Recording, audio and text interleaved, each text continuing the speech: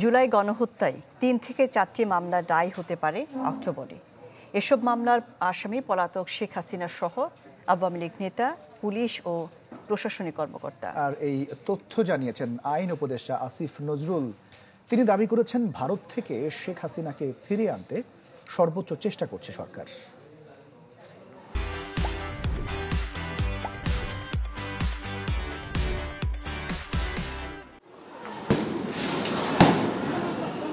জুলাই আগস্টে ছাত্র জনতার ওপর নির্বিচারে গুলি ও হত্যার ঘটনায় মামলা হয়েছে তৎকালীন প্রধানমন্ত্রী শেখ হাসিনা, আওয়ামী লীগ নেতা, আইনশৃঙ্খলা বাহিনীর অনেক সদস্যের বিরুদ্ধে। সেসব মামলায় কেউ কেউ এখন কারাগারে। মঙ্গলবার বিকেলে আইন উপদেষ্টার ব্রিফিংয়ে উঠে আসে হত্যাকাণ্ডের বিচার, বিগত সরকারের আমলে সাইবার নিরাপত্তা আইনে মত প্রকাশের স্বাধীনতার মামলা ও রাজনৈতিক হয়রানিমূলক গায়েবী মামলা প্রত্যাহারের বিষয়টি।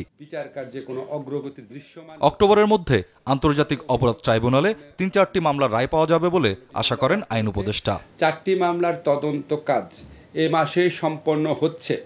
এরপর চার্জশিট গঠন করার মাধ্যমে আনুষ্ঠানিকভাবে বিচার কাজ শুরু হবে। আমরা আশা করছি এই বছর অক্টোবরের মধ্যে আমরা 3 থেকে 4টি মামলার রায় পেয়ে যাব। সাবেক প্রধানমন্ত্রী শেখ হাসিনা সহ আওয়ামী লীগের শীর্ষস্থানীয় নেতৃবৃন্দ এবং শীর্ষস্থানীয় কিছু পুলিশ এবং প্রশাসনিক কর্মকর্তা এই সমস্ত মামলায় আসামি হিসাবে রয়েছে। তিনি বলেন, সরকার সর্বোচ্চ চেষ্টা করছে শেখ হাসিনাকে ফিরিয়ে আনতে, তবে ভারত নানা অজুহাতে প্রত্যর্পণ নাকচ করার চেষ্টা করবে বলে আশঙ্কা তার। আমরা তো আনার সর্বাত্মক চেষ্টা করছি।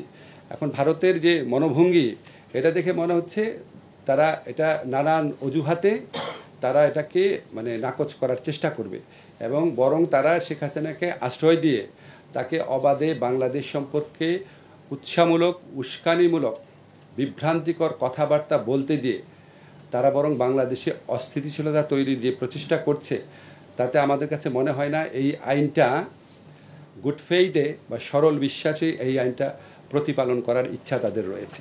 আমরা আমাদের দাবি জানাতে থাকব। এক প্রশ্নের জবাবে আসিফ নজরুল জানান, দেশে গৃহযুদ্ধের প্রশ্নই আসে না। এমন অপপ্রচার, উস্কানিমূলক কথাবার্তাকে পাত্তা দেওয়ার কিছু নেই। প্রশ্নই আসে না। এগুলি অপপ্রচার, উস্কানিমূলক কথাবার্তা। আওয়ামী লীগের 2টা অস্ত্র, একটা হচ্ছে মিথ্যাচার, একটা হচ্ছে নিপীড়ন। এখন নিপীড়ন করার ক্ষমতা একটু কমে গেছে। মিথ্যাচার তো 100% কনসেন্ট্রেশন করেছে, যা ইচ্ছা বলে যাচ্ছে। স্বপ্নিল শাহরিয়ার শিশির, চ্যানেল 24, ঢাকা। আওয়ামী লীগের জন্য দুর্ভাগ্যজনক ব্যাপার হচ্ছে